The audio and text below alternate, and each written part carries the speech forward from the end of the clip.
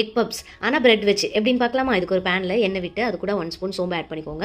வெங்காயம் இன்றைக்கி ஒரு 4 வெங்காயம் எடுத்துருக்கோம். ஸோ வெங்காயம் நல்லா குக்காரதுக்காக சால்ட் போட்டு நல்லா வந்து சாட்டே பண்ணிடலாம். அது கூட ஒரு பச்சை மிளகா, ஒரு கொத்து கருவேப்பிலை. ஸோ இதை நல்லா மிக்ஸ் பண்ணிக்கலாம். இந்த சைடு வந்து நம்ம இட்லி பாத்திரத்தில் வந்து பிரெட், நீங்கள் வீட் பிரெட் கூட யூஸ் பண்ணிக்கலாம். 5 மினிட்ஸ் ஸ்டீம் பண்ணி எடுத்துக்கோங்க. இந்த சைடு வெங்காயம் ரெடி. ஸோ இந்த டைமில் நம்ம இஞ்சி பூண்டு பேஸ்ட் 2 ஸ்பூன்ஸ் ஆட் பண்ணிட்டு நல்லா கிளறி விட்டுக்கோங்க. இஞ்சி பூண்டு பேஸ்ட் வாசனை போனோடனே மசாலாஸ் ஆட் பண்ணிக்கலாம். மஞ்சத்தூள் 1 ஸ்பூன், மிளகாத்தூள் 2 spoon, garam masala 2 spoon, chicken masala 2 spoon, ஜீரகத்தூள் 1/2 ஸ்பூன். இது எல்லாத்தையும் ஆட் பண்ணிட்டு குவிக்காக கலெக்ட் பண்ணிடலாம். நல்லா எல்லாமே மிக்ஸ் ஆகி நல்லா தொக்கு மாதிரி வந்துடும். இப்போ நம்ம ஸ்டீம் பண்ண பிரெட்டை 4 கார்னர்லையும் நம்ம கட் பண்ணிட்டு நம்ம வச்சிருக்கோம் அந்த தொக்கு அது கூட அப்புறம் முட்டை பாயில் பண்ணி எடுத்துக்கோங்க. ரஃப்லாம் ஆட் பண்ணி நம்ம வந்து 4 கார்னர்ஸ்லேயே ஒட்டுறதுக்காக மைதா மாவு தண்ணியில் கரைச்சி அது பேஸ்ட் மாதிரி யூஸ் பண்ணிக்கோங்க. இப்போ நம்ம ஏர் ஃப்ரைடர் செய்ய போகிறதுனால இது நம்ம எல்லாத்தையும் வச்சுட்டு அதுக்கு மேலே லைட்டாக ஆயில் வச்சு ஒரு 10 மினிட்ஸ் வச்சுருந்தோம்னா நல்லா கிறிஸ்பியாக வந்துடும். இல்லை நீங்கள் அடுப்பில் தான் செய்ய போகிறீங்கன்னா மீடியம் ஃப்ளேமில் லைட்டாக ஆயில் ஊற்றி நீங்கள் போத் சைடும் ஃப்ரை பண்ணி எடுத்தீங்கன்னா நல்லா கிறிஸ்பியாக செம்ம டேஸ்டியாக இருக்கும். இந்த மாதிரி ஈஸி ஸ்நாக்ஸ் ரெசிபீஸ்க்கு என்ன சப்ஸ்கிரைப் பண்ணிக்கோங்க. தேங்க்யூ ஃபார் வாட்சிங்.